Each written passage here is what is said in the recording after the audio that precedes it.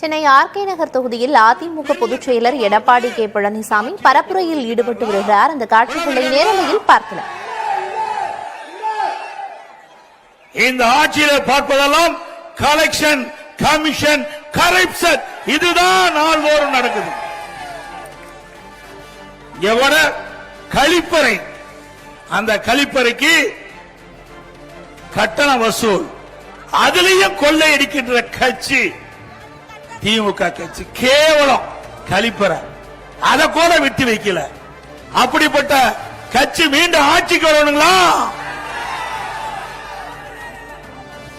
திராவிட முன்னேற்ற கழகம் என்று சொன்னால் ஊழல், ஊழல் என்று சொன்னால் திமுக. இந்தியாவில் பல மாநிலம் இருந்தது, எந்த மாநிலம் ஊழலுக்காக கலைக்கப்படவில்லை.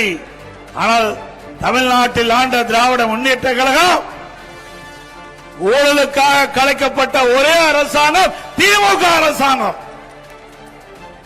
அதே போல ஊழலின் ஊற்றுக்கண் திமுக. ஊழல் என்று சொன்னால் திமுக தான் ஞாபகம் வரும், திமுக என்றால் ஊழல் தான் ஞாபகம் வரும். அப்படிப்பட்ட ஊழல் நிறைந்த கட்சி மீண்டும் தமிழகத்தில் ஆள வேண்டுமா?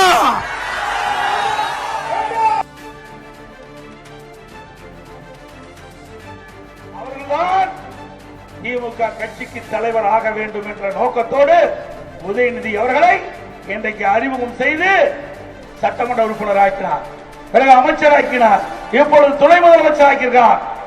திமுக கட்சிக்கு மாநில திமுக இளைஞரணி செயலர் ஆக்கியிருக்கார். அந்த கட்சியில இளைஞரே இல்லையா? திமுக குடும்பத்தை சேர்ந்ததுதான் இளைஞரா? சிந்திச்சு பாருங்க.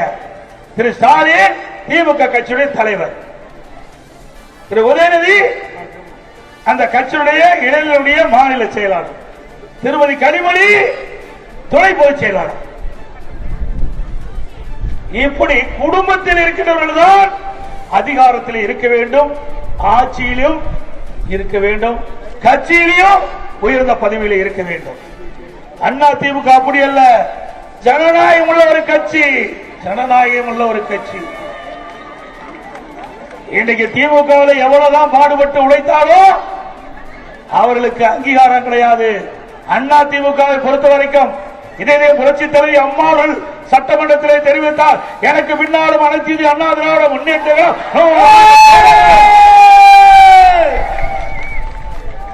இன்றைக்கு அம்மா அவர்கள் மறைந்த பிறகு இந்த கட்சி உடைந்து விடும், இந்த கட்சியை முடக்கி விடலாம், வழக்கு போட்டு தடுத்து விடலாம் என்று சில பி டீமை ஏற்படுத்தி எவ்வளவு முயற்சி செய்தார்கள். இங்க இருக்கின்ற மக்கள் தொழிலோடு கழக உடன்புறப்புகள் நிர்வாகிகளோடு அதையெல்லாம் தூள் தூளாக உடைத்து நொறுக்கப்பட்டது. எவ்வளவு பிரச்சனை, கொஞ்ச நெஞ்ச பிரச்சனையா? உட்கட்சியிலே பிரச்சனையை தூண்டிவிட்டு இப்பொழுது போயிருக்கிற பாத்தீங்களா, உண்மையான முகம் வெளியே வந்துட்டு இல்ல, பூனைக்குட்டி வெளில வந்துச்சு, வெளியில வந்துட்டு.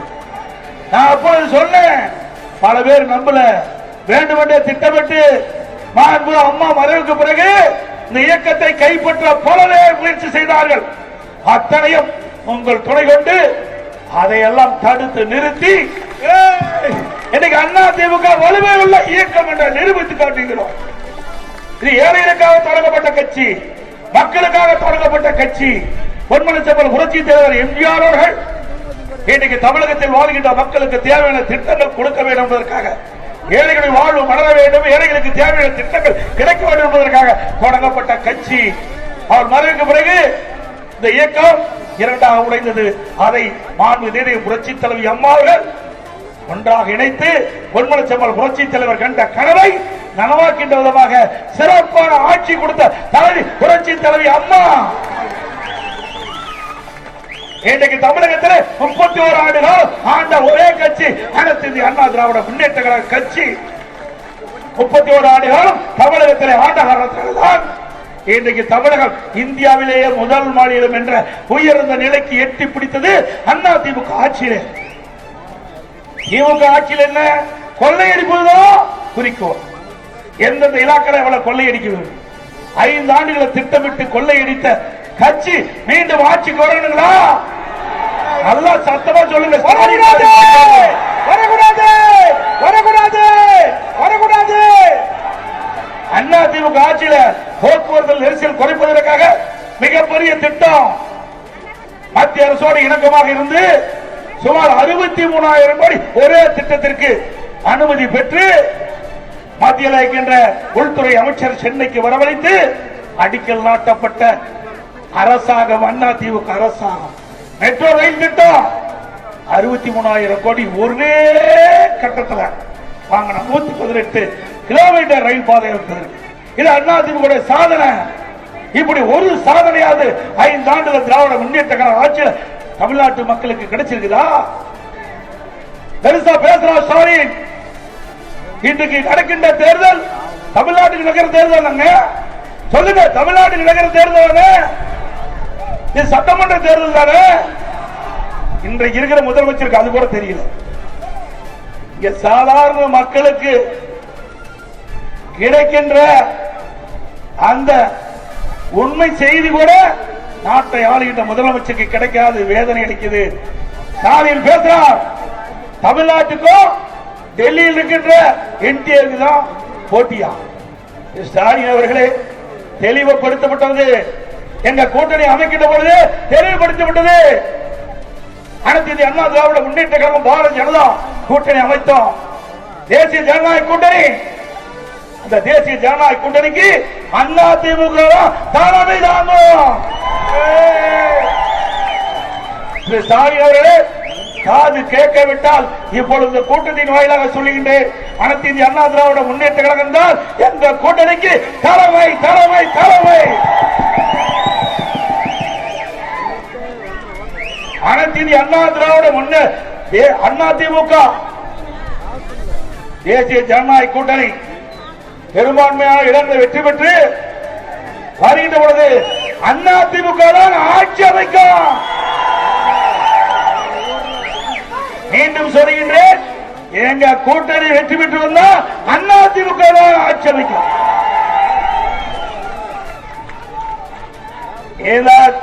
அனைத்து இந்திய அண்ணா திராவிட முன்னேற்ற கழகம் பாரதிய ஜனதா தேசிய ஜனநாயக கூட்டணிக்கு தலைமை தாங்குகின்ற அண்ணா திமுக அதனுடைய முதலமைச்சர் வேட்பாளர் இபிஎஸ்.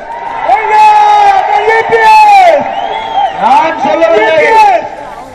சொல்லல, எங்க கூட்டணியில் அங்க வைக்கின்ற பாரதிய ஜனதா கட்சி முதலாக கூட்டணி பேச்சுவார்த்தை நடைபெற்று ஓட்டணியிலே உள்துறை அமைச்சர் அவர்கள் பேட்டி கொடுத்தார்கள். பத்திரிகைக்கும் ஊடகத்துக்கும் பேட்டி கொடுத்தாங்க. அப்ப இந்த கருத்தை குறிப்பிட்டாங்க. தம்பி, இந்த கொடி கீழே ஒரே நிமிஷம், கொடி கொஞ்சம் கீழே. அந்த முதலாக பேட்டி குடிக்கின்ற பொழுது எங்க கூட்டணியுடைய நிலைப்பாட்டை தெளிவுபடுத்தியிருக்கிறோம். ஸ்டாலினால் அண்ணா திமுக மீது எந்த குறையும் சொல்ல முடியல. அண்ணா திமுக மடியிலே பலம் இல்ல, மடியிலே கனம் இல்ல, வழியிலே பயம் இல்ல.